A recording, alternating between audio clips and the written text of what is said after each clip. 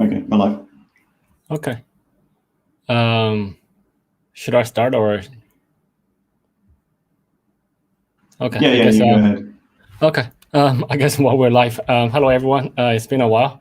I've done a few Clubhouse sessions in the meantime, but I think Clubhouse is a bit quieter now. So we'll go back to this streaming format. Yeah, so thanks for tuning in. I think we'll just give a couple minutes for people to join, I guess. I actually can't see how many people are in here. All right, I guess we'll just start. I have a couple topics to cover. I think it's probably been 2-3 months since I did the last AMA of this format. So quite a lot have happened. So I just go through a very quick update on general random thoughts on the in the market and about in the Binance ecosystem. So the first topic I have is obviously Binance Smart Chain, BSC. So we've seen tremendous growth in the for BNB, for Binance ecosystem, for BNB's ecosystem. I think and also the BNB price. And I personally believe that most of the recent growth are actually triggered or at least attributed to Binance Smart Chain. So Binance Smart Chain is growing very phenomenally, and I showed it a lot, but it's also there's a very high number of users. On a daily basis handling 3 to 5x of Ethereum transaction volume, and the number of active addresses overtaking Ethereum number of active addresses. By the total value locked on Binance Smart Chain on the largest AML pools like PancakeSwap is almost 2x of Uniswap now. So I guess there's a few things. Well, there's a number of things. There's many things that contributes to that success. I think number one, the strong community developers are now migrating onto this platform. Number two, the low fees of the network probably really help. I don't know how much it helps. And Binance, as one of the players in the ecosystem, we do try to contribute our resources, both from marketing reach, Twitter reach, shilling power, and also direct financial support where applicable. So we give out grants. We set aside $100 million worth of Binance Smart Chain ecosystem fund. We've only used a small portion of it. We thought we'll have to use a much larger portion. That's why we set aside a huge amount of money to try to bootstrap the ecosystem. But it actually took much less. If you're interested to, if you first venture into Binance Smart Chain, I recommend you go on Binance Academy. There's a lot of educational content there. You can read about it. There's many trustable sources on social media, on Twitter. There's also a lot of scam, a lot of noise. But if you do follow the right people, there is actually quite a lot of good content on social media. And you can learn a lot there. So Binance Smart Chain has been a tremendous success, and many people attribute the success to me, or congratulate me or the Binance team. To be honest, I honestly did not do very much for Binance Smart Chain. I tweet a lot. I happen to have a lot of my Twitter followers happen to be gaining probably because of Binance Smart Chain's popularity, not the other way around. So so I think we all benefit from Binance Smart Chain hugely. And here I want to thank the community for, if you're a developer, I want to thank you for developing on Binance Smart Chain. If you're just a user, thanks for supporting our ecosystem. I'm just a user like you. I learned how to use Binance Smart Chain like you. I didn't design it. I don't set the future direction of it. But people do ask me advices from time to time, and I do know the core developers relatively well. They probably will respect my opinions or my suggestions if I have any, but usually I don't have any. So even when there were votings about lowering the fees when the BNB price going up, nobody asked for my opinion. I don't really vote. But it's really nice to see the community taking Binance Smart Chain on its own now. There's many accusations on Binance Smart Chain being too centralized. It is what it is. There's many different, as I said, many different times. There are many different dimensions to centralization versus decentralization. If you just count number of nodes as a form of centralization, then that's too bad. There are many different aspects. How distributed a coin? Are there a central developer that has a lot of high opinion? Bitcoin, for example, that we don't know who the founders are. Whenever there's a dispute, we settle by forks. So I think Binance Smart Chain is definitely less decentralized by Bitcoin. Bitcoin is by far, I believe, the most decentralized cryptocurrency. But on Binance Smart Chain, we are able to access smart contract features at a very low cost and high speed. So that's what is there for. So choose to use it if you want to save on fees. And thank you for support for using that. The second topic I want to cover quickly, not so quickly actually, is support. We have been suffering on customer support significantly. So we're really drowning on customer support issues.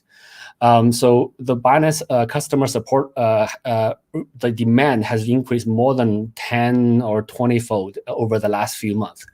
And obviously, we cannot scale our customer support function that quickly. We have actually tripled our team size. We have hired just for the customer support team, which was already the largest team in Binance before. So we have increased that. We have changed a lot of our internal systems. We have made a few what we call smart bots, but they're actually not that smart, probably by most users' opinions. But our bots are able to help 60 to 70% of the requests coming in. So that actually do help us reduce the load quite a bit. And also by increasing our team size, and also more fundamentally redesigning and reworking quite a lot of our product workflows. Before, when there's an issue, we just direct users to customer support. But now we have implemented many self-help features. We have made the product much more transparent when there's an error code. For example, if you're depositing fiat through a third-party fiat channel, if there's some error there, before we didn't really have a lot of good ways to display those errors to our users, to you guys, but now we're making those processes much more transparent. So this way, we're also reducing the demand for customer support requests. But given the speed of user increases, our customer support requests are still increasing at an exponential speed. But our ability to cope with them is now kind of catching up. So we're actually draining the backlog now. We mostly clear the backlog this week, and this is the first time in a few months we have reached this step.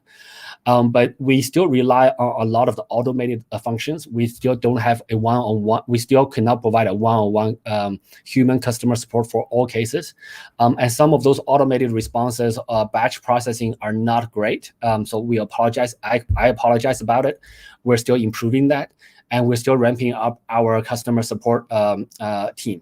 So bear with us for a bit more, and we'll continue to improve that. I want to, after customer support, the next topic I want to briefly touch upon is our system stability. End of last year, early this year, we have seen we've seen a larger number of system stability issues given the huge influx of users. Everything, when we stress test the system, we stress test the system in a more theoretical stress test environment, which is often somewhat different to a production live environment where the system's much larger, much more distributed, and there's different loads at different points. We cannot really forecast how users use our systems, and there's different choke points that that wasn't stress tested before. So we had quite a bit of system stability issues end of last year, early this year. But we're actually seeing more faster user registrations, faster user growth right now. But our systems are able to keep up mostly now. So our system is coping much better. So we have done a lot of work there as well. So I want to briefly update you guys, even though most of you guys don't see much changes, but there's actually significant changes. We're basically replacing the airplane engine while the airplane is still flying at the maximum speed. So we have done a few upgrades over the last couple of weeks and also over the last few months. So those are mainly for performance improvements and enhancements. So now I believe our system stabilities are much stronger. So that's also something I want to update you on. The next topic is the NFT platform. NFT is a really hot topic. You guys probably heard of the news yesterday, etc. I'm really just beginning to learn the NFT market and the impacts of NFT, how far we can go with NFT technology, applications, platforms, etc. So we actually have multiple initiatives in the NFT space. We have a couple internal teams developing NFT platforms. We consolidated that into one, and then we also invest and partner with a few NFT platforms outside of the sort of Binance centralized exchange platform.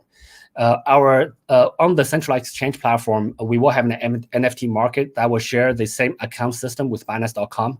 So it's the same login, same security measures, slightly a different sub wallet or a different NFT wallet, if you call it, very similar to how we separate spot futures, etc. We do have very high demand for that already. We are seeing a lot of requests. We have a very deep potential partner list who wants to issue NFTs either on themselves or on our platforms, and then collaborate with us. When I see the potential partners list, I was very, very impressed. It feels to me like everybody in the world, or at least all the strong content creators in the world, want to do NFTs. So I think I seriously underestimated the potential market size for NFTs. So I'm still learning about it. And our NFT platforms are obviously going to be relatively heavily integrated with Binance Smart Chain. So so we want to see the ecosystem support each other for growth. Yeah, I mean, for me, one of the interesting problems for NFTs is always the barrier of entry. So for most people, holding an NFT wallet is actually quite tricky. How to transfer NFTs is a little bit tricky, and also if there's high fees on the network, it eliminates a large population in the world of the less developed economies. They just eliminated from access to those markets.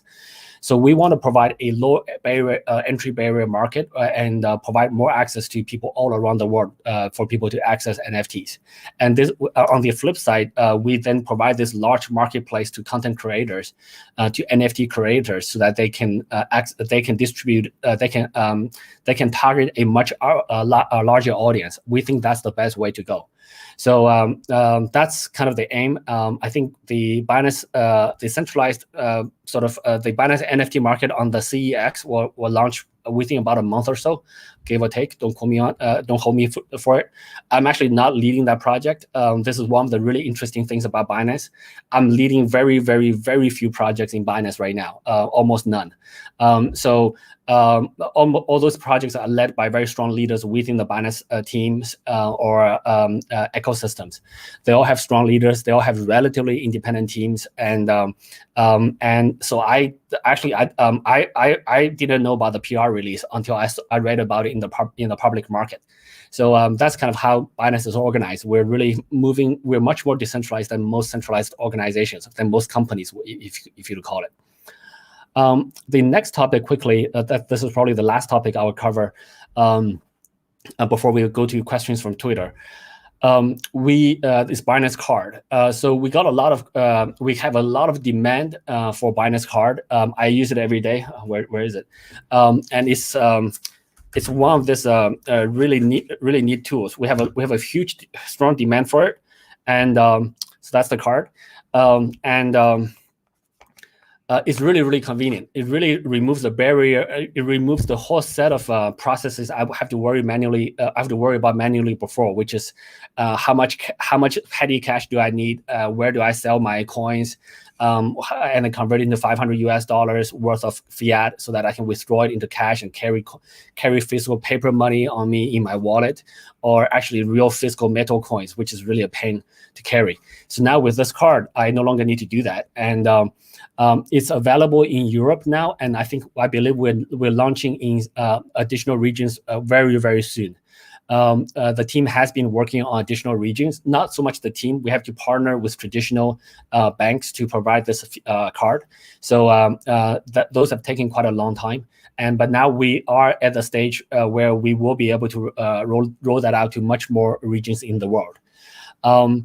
The most recent update on the Binance Card is lowering the. We have if you hold a certain amount of BNB, you get cashbacks for using the card. So you actually get paid for using the card, and depending on how much BNBs you hold, we have different tiers of cashback. Given the recent significant increases in the BNB price, the team actually have lowered the BNB holding requirement, so that in fiat dollar value, we lowered that quite significantly, given the rise of BNB price versus fiat money. So that's something that, again, that's something that I only learned about on Twitter. So I had to ask a user. The user was very happy about some BNB tiers. I actually don't know what the tiers are. So I asked him, did we lower it? He said, yes. So I learned that from Twitter. New geographies of that is coming soon. And also on the Binance Card, we've recently added, I guess in the past couple of weeks, more crypto to be accepted on the Binance Card, including Venus, XVS, VAI, Filecoin, FIL, DOT, and Polkadot, and Cardano ADA. So we're adding more and more crypto to be accepted. You can use more and more crypto to pay for when you use the card. And the merchants gets fiat. So to the merchants, it's just a Visa card. It's very transparent. So we provide that intermediate bridge seamlessly, so that you can spend crypto and the merchants still get fiat if they choose to. So so this way we can allow people to stay in the crypto world that you want to stay in the crypto world, and we can let the traditional world stay in the traditional world if they as they choose. So we're bridging that gap. So that's so I guess that's the last topic I have. I guess we'll move from to questions on Twitter. I think I have a moderator here who will help me with questions. Ready to give you some questions. First of all, just wanted to say everyone in the chat's loving your haircut. So. Let me see. I haven't had a chance to look at the chat. So I actually cut this hair about a week ago, actually 3 or 4 days ago. So now I'm going shorter and shorter. I just take zero, like no clip. I have the shortest, just go up all the way up to here. And then on top, I leave it a bit longer. So saves a lot of time, and it's also much easier. And also my glasses don't slide down with the hair. So much easier. I think people saw my tattoo. Yeah, that's what. Yeah, makes sense. Great. So we've got a few questions coming in from Twitter. So first one from Yusuf was, what are Binance's ambitions in the crypto space for the next 5 years?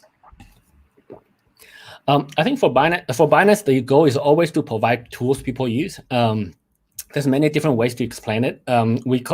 Sometimes we say we want to provide the infrastructure services in the crypto or blockchain space. Different people have different understandings of it. Or another way to say this, we just want to provide people tools that people use to organize their crypto. It could be and we don't need to hold the crypto ourselves. When I say the tools, we provide a number of tools. For example, Trust Wallet is a on-chain wallet where you hold your own crypto. No one else can touch it. We just provide the tools. So Trust Wallet is actually the #1 mobile wallet for blockchain now, for blockchain tokens now. So on the exchange side, we provide access to liquidity, which I think is one of the sort of currently key infrastructure services for people buying, having access to cryptocurrencies, buying, selling, holding, etc. And we also provide access to information. This is CoinMarketCap, Binance Academy, education, etc. We do a number of many other things. So we want to provide tools people use to organize their crypto. Binance is run in a very decentralized manner. Even if you ask me what's going to happen in 2 years, I don't know which products are coming out. I don't know which services, which platforms are rolling out. I don't know when. We don't run the organization from a top-down driven approach where the central planning, I plan everything. I can't plan that. So we run it from a very bottom-up grassroots approach. There's multiple teams working sometimes on overlapping initiatives, and that's okay. Look, if they all win, great. If one of them win, that's also okay. So we run as a very decentralized community almost. We're still a centralized team. but we run it much more decentralized than most other projects. So I don't really. So I think for the next 5 years, the crypto will get a lot bigger. I think we just want to continue to provide more tools that people use to organize their crypto, be it buying, selling, be it holding, be it reading information about, learning about reading information about it, be it taking crypto loans, etc. Be it DeFi, NFTs. So we just want to provide tools for people to access crypto.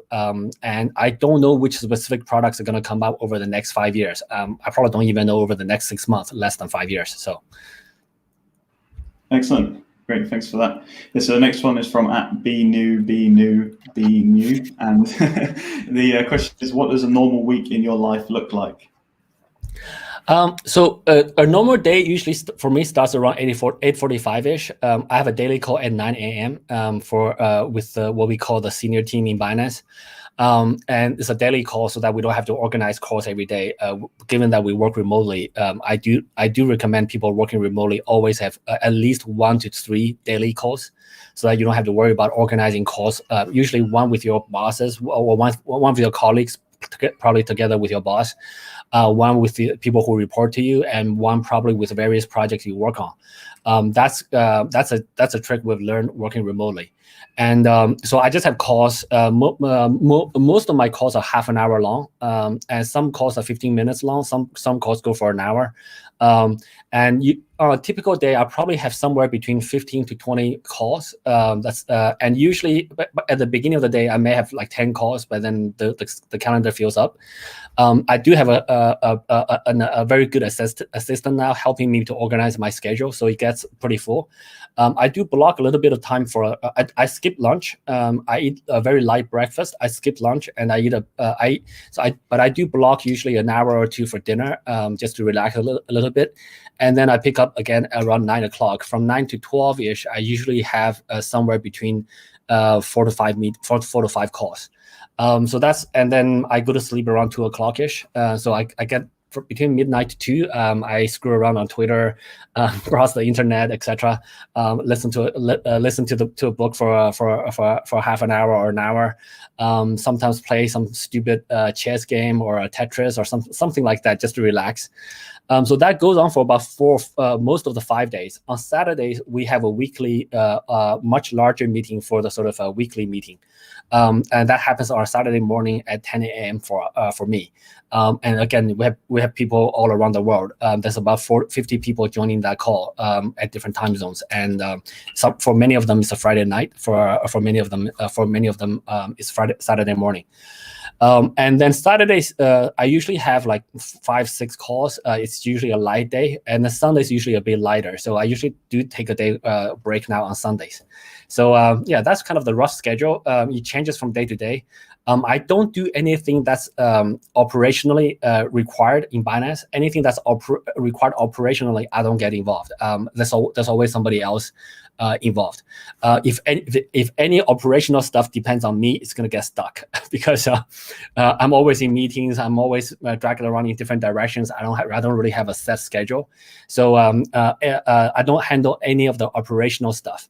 And I don't really run Binance per se in that sense, but every day I do get a lot of meetings. I don't know why. I'm not really doing anything in particular, but every day I just do have a lot of meetings.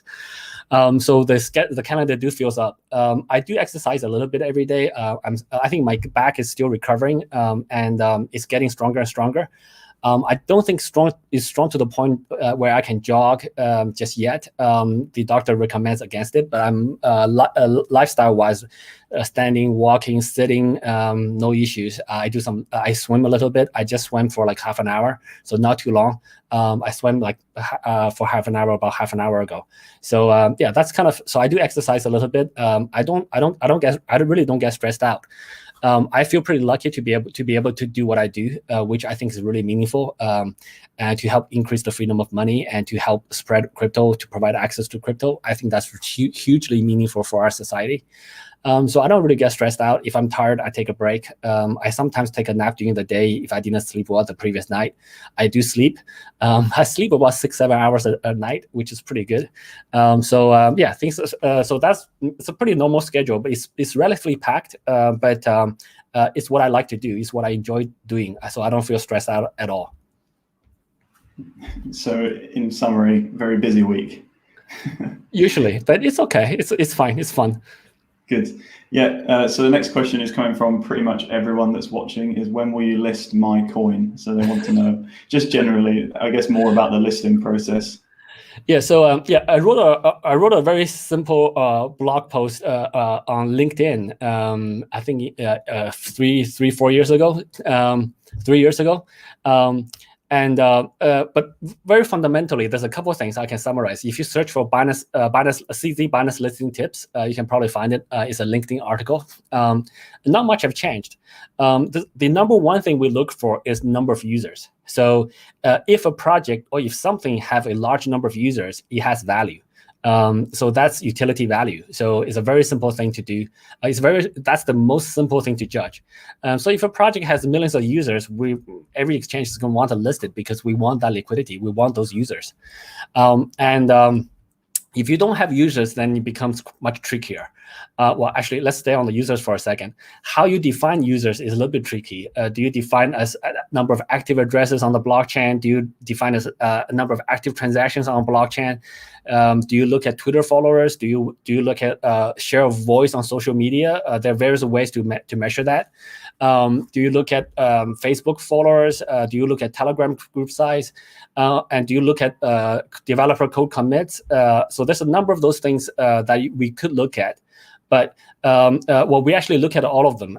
It's easy to fake one or two numbers. It's relatively difficult to fake every number.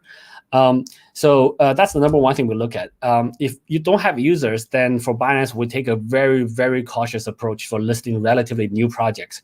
We do look at team, we do look at founder history, we do look at product market fit, concept market fit, but those things are much, much weaker.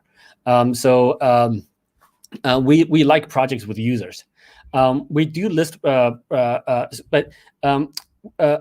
there's a few things that doesn't really help. Shilling coins on Twitter to me, asking me to list coins in my tweet comments. Those things don't help. They actually don't help at all. I'm not really in charge of listing. Our listing team don't look at my Twitter comments. They don't count that as number of users. That doesn't help. What's more helpful is to help the project team get more real users. And have them apply to Binance. So that's really the best way. I know, look, the listing coins is a very subjective thing. Everyone have their own favorite project that they invested in, so they probably hold a bag of it. We are listing more and more coins, and we're listing coins relatively aggressively. But look, we have our evaluation methods. We have our standards. It's for Binance.com. It is a centralized exchange, so we do have a centralized team running, handling the listing process. We do not typically let outside people contact our listing team to remove any potential bias, etc. So we don't provide a contact person. We actually don't have a transparent process. The best way is to submit the listing form and then provide all the information on that form, and then hope to hear back from us. Normal 99% of the time you don't. That's just based on the numbers. There is a large number of projects who wants to list on Binance. That's a fact. But we are very, very selective. We want to make sure that we list solid projects. Even with our really strict selection process, many projects do fail. That's just any new industry, any new startup. Internet is like that. Every new industry is like that. So do keep in mind that if you, some people have a strategy to buy every coin we list. If you do that, I do recommend you to manage your risks properly, so that you spread your basket. You spread your basket somewhat. There are different risk management strategies you can use if you want to do that. But I wouldn't recommend you going all in on every single new coin that we list. I wouldn't recommend people going all in on coins usually anyway, unless you know those projects really, really well. So so that's kind of in a very nutshell our listing sort of process. There's a lot more details, of course, and I want to also advise that this shilling projects on Twitter, there's also pressuring Binance to list and saying bad things about Binance to pressure us to list. When you step over those boundaries, the project gets on a blacklist and we don't list it. We never succumb to pressure like that. So I advise people to not do that. We also strictly forbid people promising their users they're going to list on Binance or projecting or indicating they will list on Binance before they list on Binance. So we treat listing on Binance as a very confidential event until it happens. For any project applied, we ask for a one-way NDA, so the project cannot disclose any information to anybody else. If they do, then they violate that contract, and we usually either delay the listing process, very often indefinitely. So we basically cancel that listing. So if you hear any project saying that they will list on Binance, etc., you can pretty much assume they won't. That's kind of our listing process in a nutshell. So I hope that's some information to a lot of the new users on our platform. Yeah, I think that covers it very well. Excellent. So the next question is coming from HerU83. It's, what is your next goal? I think it would be nice to break it down, have a business goal and a personal goal. Sure. The way I organize, well, let's say for me personally, the way I organize my goals, I don't really have a specific goal. I know the general direction of where I'm going, and I just work really, really hard at it. Setting goals have positive and negative impacts.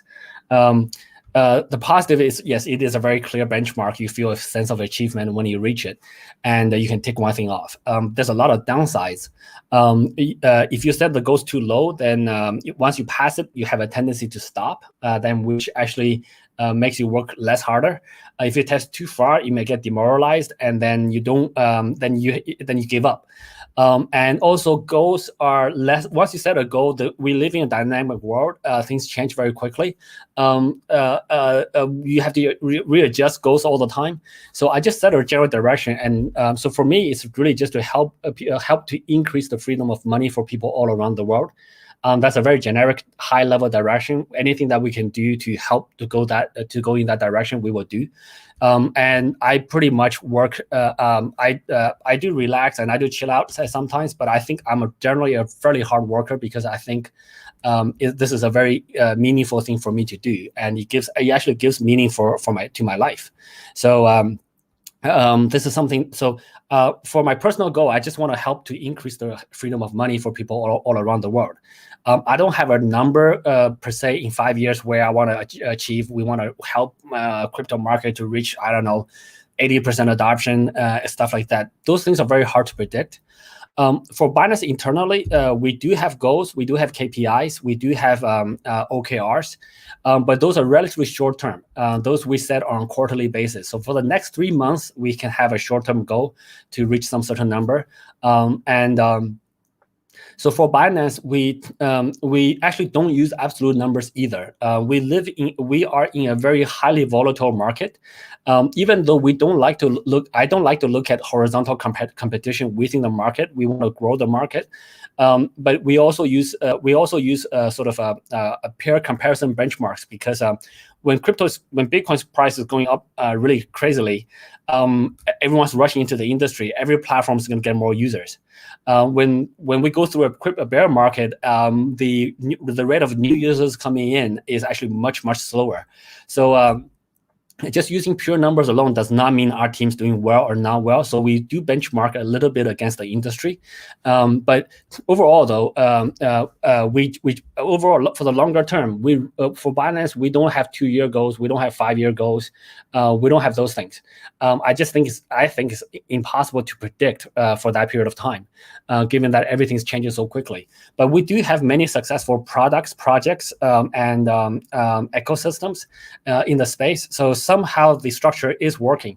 I think basically we just have very motivated people that works really hard to push whatever they think is very meaningful, and so far it's working.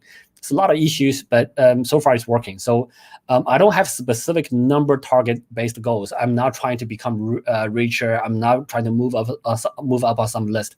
Those things are meaningless to me. I just want to help to increase the freedom of money for people around the world without sacrificing security, ease of use, etc. Got it. So vague but very ambitious goals, I would say. Yeah, and I'm constantly working at it. So it's a never ending game. So Sure. So I think this question from J Mark that we've got next might resonate quite well with a lot of our new users who aren't so familiar with crypto and crypto exchanges. So what are the odds of Binance getting hacked or suffering a security breach? Okay, so this is a pretty important topic. I want people to realize that there's no 100% security. It just doesn't exist. Anybody tells you that they have 100% security doesn't know what they're talking about. So nothing's 100% in the world. If Earth gets hit by a meteoroid, most of the things we care about is probably going to go away. At that point, we probably don't care too much about crypto, unless Elon Musk has the Mars spaceship ready. But we do security in multiple layers. And security is a very broad topic. It covers many different aspects. As it covers network security, system security. It covers business security, like say for futures, is there enough liquidity to cover liquidation events, either insurance fund, etc. For business, is the exchange are we gonna out of business? Exchange gonna survive? You don't want to use an exchange that will go out of business. There will be lots of issues. They will be very tempted to reach into the user funds, and that will cause a whole slew of issues. And then there's other security like employee security, personnel security, social how to prevent against social engineering. There's many different aspects to it. On the system side, and there's also wallet security, which is actually separate from system security. So on the system side, almost all of those aspects, you just establish multiple layers. So typically, there will be social engineering against many of our employees or our team members, and there's social engineering against even people who wants to contact Binance. So we want to teach our team members and also our users how to be more aware of those. And there's successive layers of those penetrations, and we have monitor systems in place to monitor where there are heavy penetrations. If they penetrate a few guys, excuse me, and then we can respond. And on the system security level, it's also similar. There's also very many different layers. And on the wallet side as well, we have the hot wallet, the warm wallet, the cold wallet, the very cold wallet. The colder the wallet, the more signatories we need, the more multi-sig, the heavier multi-sig mechanisms we use, and the more offline it is. So there's many different layers. I can talk about this for a very, very long time. I actually wrote a 12-page article about it called CZ Saifu Tips or something. Again, if you Google it, that's a Binance blog article. If you Google it, you'll be able to find it. In that document, I talk about not only how to use Binance securely. I also talk about how you use your own wallet securely. How do you do your own wallet backups? How do you keep backups secure? How do you keep them in multiple places? So I do recommend people to read that. Even if you're just using Binance.com, you still have to observe many security practices. If you give your account email and password to people, and then you don't have 2FA set up on your account, you can lose your coins. So there's a set of practices you need to observe even when you use Binance.com or any other exchange. So I do recommend people to read that article. I spent quite a bit of time writing it. It's a 12-page article, but I think still very, very relevant. So yeah, there's no 100% guarantee. There are different risks at different levels. I think we cover the large risks quite well. Binance did suffer a pretty serious hack about 2 years ago. So we actually lost $40 million equivalent of Bitcoin in one thing. People did not penetrate our wallet, but they penetrated our system to forge a withdrawal transaction that bypassed our risk. That somehow bypassed our risk measures. So again, we learned from that instant. It's actually, looking back, it's a costly lesson. But after that instant, everybody in Binance took a much more renewed recognition towards security. And we have spent so much effort on security now. Security is actually the most expensive aspect of running a centralized exchange. And this is actually when I actually had a recent tweet on Twitter saying, I hate the fact that centralized exchanges have to hold custody of users' funds to work. I would much prefer a exchange where we don't have to do that. It'd be much cheaper for the exchange. It'll be much easier to run.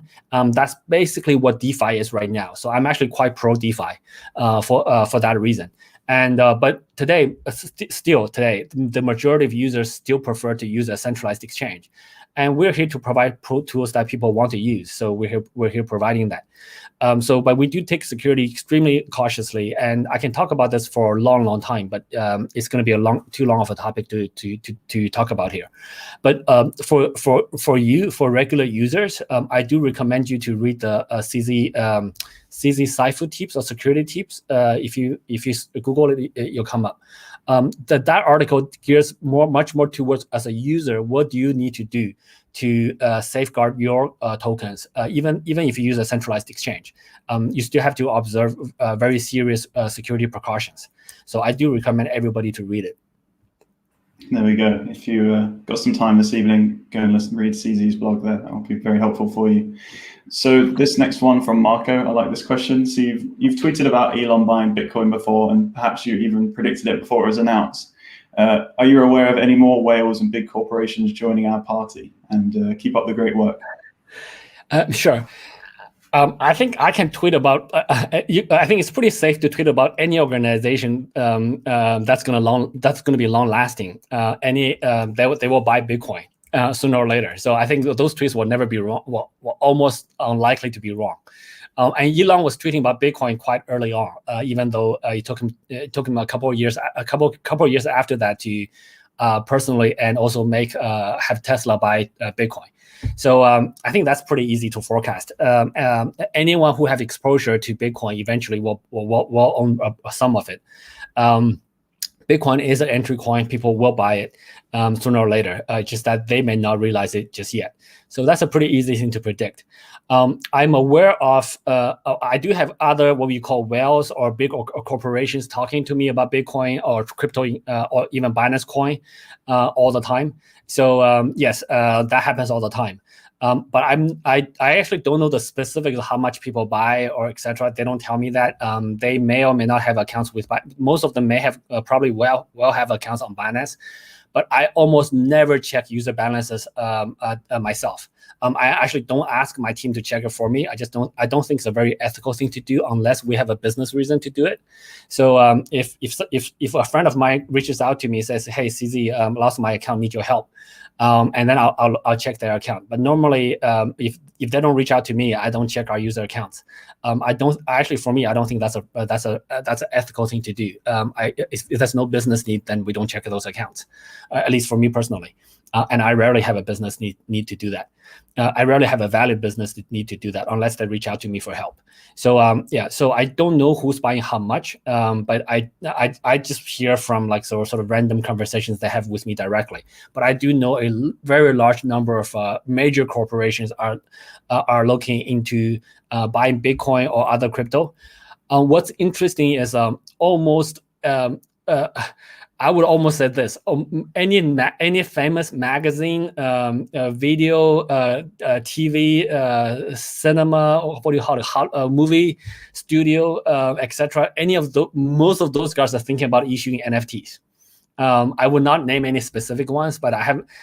But most of the names that you can think about, you can pretty much safely assume that they are looking at the NFT market. So this is what I meant when I said, I think I seriously underestimated the potential market size for NFTs. So most of those guys are going to come into crypto anyway, but many of them are coming in through NFTs, which is really interesting because now NFT is going to make the space much bigger. So that's really good for the industry. So that's also happening. So it's kind of related to what you're asking. Great, good answer. So this next one, I think your interns will be particularly interested in. So this is from Samson on Twitter. What do you think about the meme culture surrounding your character? Can you still laugh about it? And is the market more enjoyable with those memes in it? I think it's fine. Actually, I love it. I feel honored people are making memes using, like, I don't know, my avatar, whatever. I feel honored. Many of them are funky. Some of them are a little bit derogatory, and they make fun of you, right? So I think that's okay. I actually love it. The Binance Twitter handle we call interns. They do that all the time as well. I strongly adopt people to take their work very seriously, but they should not take themselves too seriously. Relax a little bit, and when people make fun of you, people are actually at least thinking about you. They're joking with you, they're interacting with you, they're thinking of you, they're actually promoting you. So I think that's good. I think we should embrace the meme culture. Yeah, so it's look, we work pretty hard. We got to have some fun, and it's look, when people have some fun, sometimes it's at somebody's expense. If people joke about me and they have some fun on my expense when they can laugh a little bit, I'm totally okay with it. I don't take myself that seriously. I wear shorts everywhere. I wear flip flops. I actually recently upgraded to a tank tops. For this one, I have to put on a formal wear with a t-shirt. But very often I'm in tank tops with a flip flop. So I'm not that serious about myself. But I do take work seriously. I do take what I do very seriously. But so it's not to say when I work I have very low standards. When I work, I have high standards. But look, for memes, let's have a laugh. So yeah, I embrace it. I encourage it. I like it. I appreciate people actually spend the effort to make memes surrounding Binance, myself, or other people in Binance, or other people that in the industry. I think it's great. Oh, I can definitely agree with you on that one. That's good news. So this one's a bit of an easier question from Clownfish. What's your favorite color? Yellow. So yeah. So to be honest, actually, yellow wasn't my favorite color before Binance. So the choice. I'm not an artist. I'm not a designer. So I don't really have strong. I'm actually somewhat color deficient. If I take the color blind test, I will always test what do you call it, positive or negative, but the color blind side. So so I'm at least color deficient. So I don't think I see colors the same way as what we call a normal person. And historically, my favorite colors are darker, so black, white, much simpler colors. The Binance logo was yellow, at least for me, relatively randomly. I think the initial designers just choose yellow, black and yellow as the first cut, and the logo was yellow. And everyone else's color is blue, mostly because blue, I guess, symbolizes stableness. All the big companies are blue. So we thought, wait, look, this is crypto, and when people symbolize Bitcoin, they usually use a gold type of coin. I thought, hey, look, yellow looks pretty good, pretty close to that color. So yellow has stuck, and I didn't want to change the color. And to be honest, it has grown on me. And now I think Binance kind of owns the yellow in the space, which is great. Whenever people see yellow, they kind of at least when I see yellow, I kind of associate with Binance a little bit. So yeah, so that's my favorite color now. But honestly, actually, other than the Binance shirts and Binance hoodies, I actually don't own that many things that are colored yellow. Most of my clothes are black, actually. Okay, yeah, good that you mentioned the Binance t-shirts, because we had a couple of questions about that actually. So I think one person was asking whether you own anything other than a Binance t-shirt to wear, and then some people are interested in how they can get their own. Sure. So yeah. So I have Binance.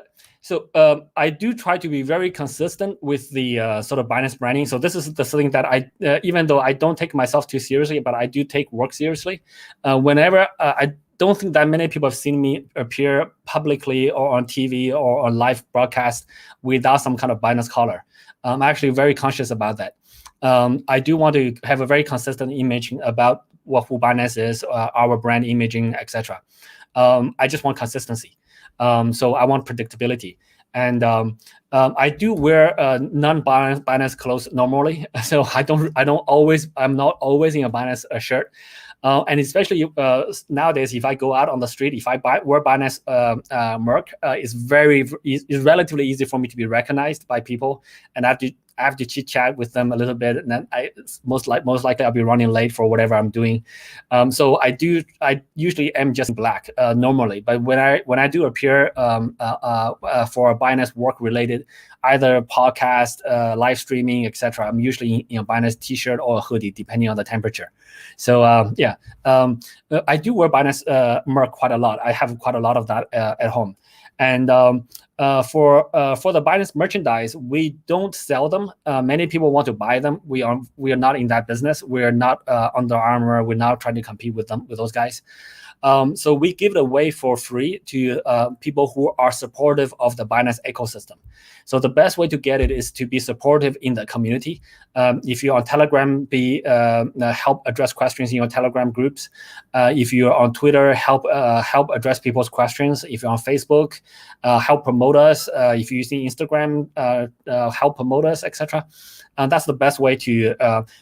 And when you do that for a little while, and we see it, we recognize it, and you can ask us for a T-shirt or hoodie, we're usually more than happy to do that. So for people that we recognize that are actively promoting, helping in our communities, that's the best way to get it. We don't sell it, we don't charge for it, we give it, but we give it to people who help to grow the ecosystem, who are the positive influences in the ecosystem. That's the best way to get it. So if you're being helpful, you might get an airdrop of a hoodie. There you go. Yep. Actually, you touched on something interesting there. How often do you get recognized in public? Is that a common occurrence? It depends. So in places where it depends. So there was I think happens once every month or so, roughly, kind of that frequency. But there was one morning where I got recognized twice. The first time I just had a mask. I didn't have a cap. And then they say hi. Okay, they recognize me with my mask on.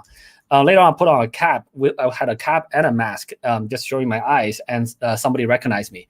And then I was recognized once like that before, and I asked him how he recognized me. He said he took a photo with me in a conference, so he saw me in person before, which makes it a lot easier, I guess. You know the guy's build, etc.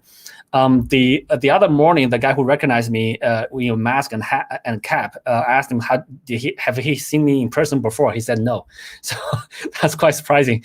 So I guess I do get recognized sometimes, but it happens. I guess somebody's complaining about Binance. Eric Jen's complaining about Binance support sucks. Look, I agree. I mentioned that before. We are trying to improve. If you are happy about it, I apologize. We are improving it. You don't have to spam the chat. We got it. Yeah. Okay. Great. And it looks like you must have a couple of super fans out there if they can spot you with a cap and a mask on. But I guess some people are just very good at recognizing people. So but it happens. So I think, and also I went into a chiropractor, and the chiropractor's the admin is the clinic is also his wife. The chiropractor's wife recognized me, so they asked me to take a photo in front of the shop, and they tweeted about it. And the next weekend when I went there, they started accepting BNB for payment. They asked me if I want to pay in BNB. I was like, great, and then I tweeted about them. So that happens too. They're just using you for marketing, really. I'm happy to be used like that. I tweeted them to 1.6, 1.7 million followers. It's fine. I'm happy. They're very smart. They accepted BNB without me asking, and now they accept BNB. I don't think they will get a lot of people who actively want to pay in BNB. People just don't know about it. But I really appreciate the gesture, and I want to help them out. Yeah, strong business move. I like it. Yeah. So this next question from Richard is about DeFi, and I think we're probably going to have time for about 2 more questions here. So this one's about DeFi and traditional banks. So what do you think about the future of traditional banks and how DeFi is sort of chipping away at their potential future? Right. So this is something that I'm going to quote one of my friends here. I was talking with one of my friends. He says, look, the traditional banks have an opportunity here. You see, when you borrow money from the bank, you have to pay somewhere around 8 to double-digit percentage in interest. When you deposit money into the bank, even in savings, long-term lock savings, the interest rate is very low now, usually under 1%. So some point something percent. So somehow that 8% disappears because banks have costs. And with DeFi, you get 3, 5, 8, maybe even 20. The higher percentage usually don't last, but you get like high single digit to low double digit number in interest or in earnings, in yields. The model is very, very transparent. The model is very clear. Why don't banks just convert their customer savings into BUSD or stable coins and then just stake that on DeFi, and they can spread it out on multiple DeFi projects in multiple places. And this way they can they don't have to do anything. There's still some risks. There are rug pulls, there are risks, but there are ways to mitigate that. There are ways to manage that. And if you do that for reputable projects, then they have very good yields and relatively much lower risk than lending money out in the traditional ways that the banks very often do. So that could be a thing that the banks could do. So there could be a lot of different synergies now between traditional financial institutions versus the DeFi crypto blockchain world. There are, of course, many banks are looking at using, or many banks, especially in smaller countries, are now looking at crypto or stable coins for interbank settlements. Much faster, much cheaper, and much more reliable, actually. So now there are a number of ways to integrate DeFi, new technology, into merge the two sort of new and traditional spaces. So there's a lot of those ideas. I don't have all of them, but yeah, this is not even my idea. I just learned about this from a friend that was talking about this week. So yeah, there's many different ways. I think we will see more and more bridge integrations between the two spaces now. Great, yeah, that makes sense. So yeah, this can be the final question to wrap it up for today. So how bullish are you for the rest of 2021? I'm always very bullish. I think even in the bear market, I was always bullish. I was bullish here. I was bullish here. I was bullish here. Now we're coming back up. I was bullish. So I'm always bullish. I take a very long-term view. So I think, look, so many people are so worried about the price for tomorrow. I don't care about the price of tomorrow. But if you take a longer-term view, 5, 10 years, 20 years, I believe the industry will be huge. I think the crypto industry probably will have bigger impact on society, civilization than internet. If at this levels, so I typically recommend people getting jobs or young professionals pick the right industry and then pick the right boss. So I'm picking the right, or at least in my mind, I'm picking the right industry. Otherwise, I wouldn't be here.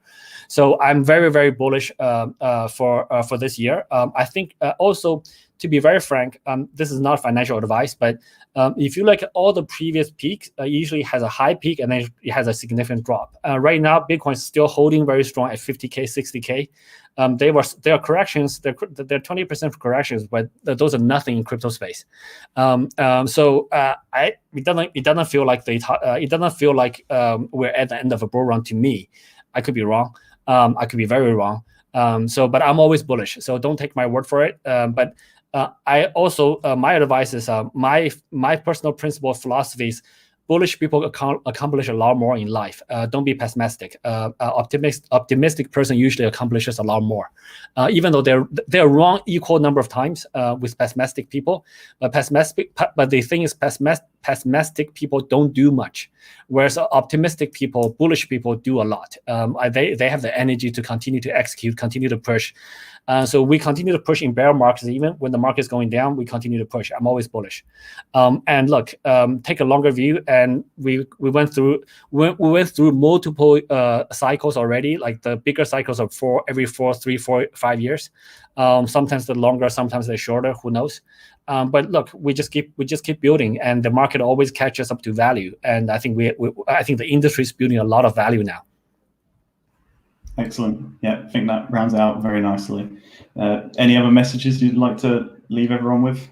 No, not much. I think So if you have, thanks for listening in. If you have any suggestions, if you have anything, Binance is by no means perfect. People complaining about our customer support, we acknowledge that. We're improving that. We are still a young company. We're less than 4 years old, and we're still learning. We're still growing. So we still have a lot to learn, to improve on. And we are still at the beginning of our journey. And we thank you so much for accompanying us for the last little while. And we still have a long journey ahead. And we hope to work to experience that journey together with you. And so for any tips, advices, please do reach out to us, send us suggestions. You can tweet at me. Even if I don't follow you on Twitter, you can tweet. You can mention at me. I actually do check the mentions. If we're doing, sometimes we make mistakes. Sometimes we have issues, and please help us improve. And hopefully we will improve. I'm sure we will improve over time. I just hope we will improve fast enough for your satisfaction and for your liking. And let's continue to grow the crypto space together. And thank you so much for listening in. Yeah, thanks, CZ, and thank you everyone for listening. I can hear CZ's calendar going crazy in the background, so we'll let him go. So, yeah, I actually do have a call right now. I have 4 more calls right now, so it's 10 p.m. Yeah. Okay, brilliant. Well, thanks everyone. See you later. All right, cheers, guys. Yeah, bye-bye.